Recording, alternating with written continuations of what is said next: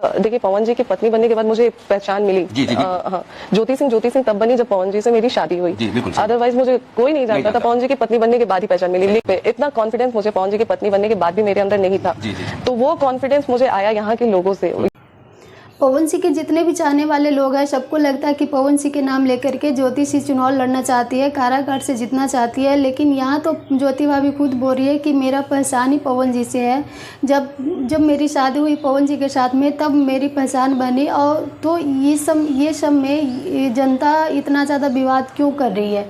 नमस्कार दोस्तों, Radhe Radhe. I hope आप लोग अच्छे होंगे, मस्त होंगे, स्वस्थ होंगे। अगर चैनल पर नया है तो चैनल सब्सक्राइब करके एक प्यारा सा लाइक कमेंट जरूर करें।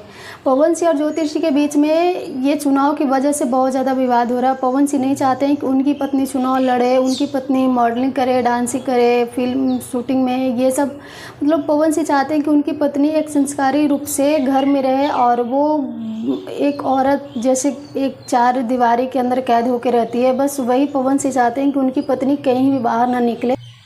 पवन सिंह की पत्नी ज्योति सिंह का कहना है कि जिस दिन शादी मेरी हुई पवन सिंह के साथ में, तब मेरी एक अलग पहचान हुई। लेकिन जब पवन सिंह अपने साथ नहीं रखे, जब मेरे अंदर इतना ज़्यादा विश्वास नहीं था, तब उन्होंने बहुत ही ज़्यादा मुझे जलील करके अपने घर से निकाल दिया। उसके बाद जाकर के काराकाट से जो मुझे पहचान मिली है काराकाट के जनता से, वो पहचान मैं ज़िंदगी में कभी भी भुला नहीं सकती, कभी भी खोना नहीं चाहती।